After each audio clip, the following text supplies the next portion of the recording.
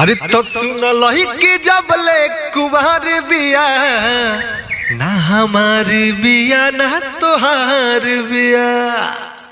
ए लसन बिया हो करे तोला ना तनी होटल में थिया हुआ बाला दिन से दाल भात खाते खाते मन तेने हो दिल बा। अरे ससुरा तोरो जीभ गधा के पूछ भइल बा ना। ठीक बा चल तला तला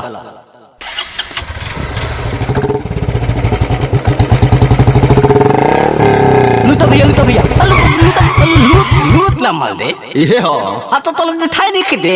ठीक बा चल आवाज तू जुड़ाइए जो ठीक बा। ओ हेलो अब कौन बिलाई रास्ता कटलस रे। दुकान लगा तो भैया आप रोशन हो क्या? हाँ हम ही हैं तो मैंने का अरे अरे अरे अरे ये क्या करते इसे हट हट। अरे अरे अरे ऐसा क्यों बोल रहे हैं? गांव छोड़ के चल गए तक हमरा के भुलाइए गए। भुला गइलो माने एंगल म्यूजिक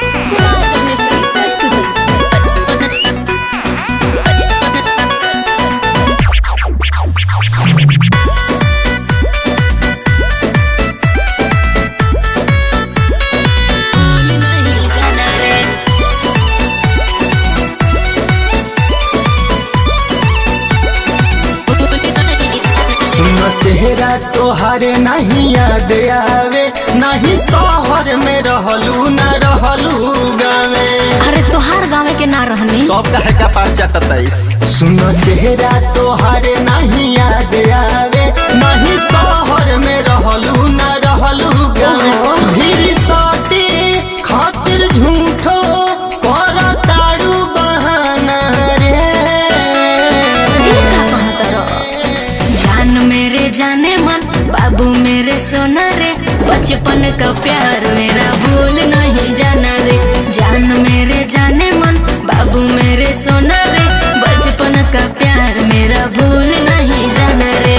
अच्छा बचपन के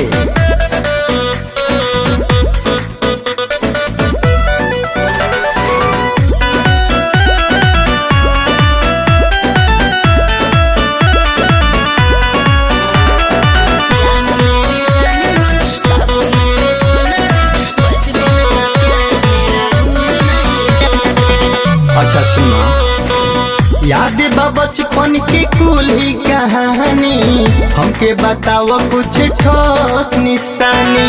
तो बताओ तेनु बानी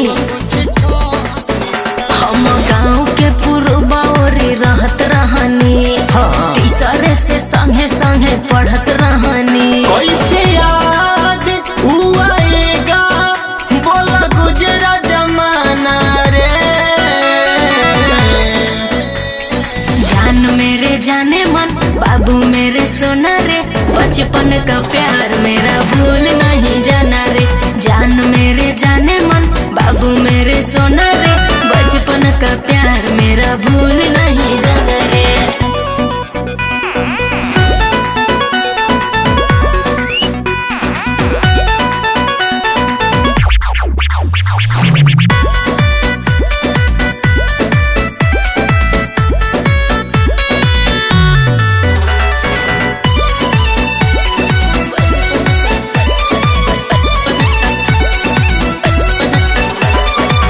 रहे सावरिया पतरे के लहिकी साथे बहिने ओकर जात रहे बड़ा। अरे मुझे तो हाई अरे बहने अब ना लालू ऋषि रोशन याद करना कितना मौका बनी मन बर्बाद करना। रहे बहुते जोरे सुना उहाया ना जाना रे।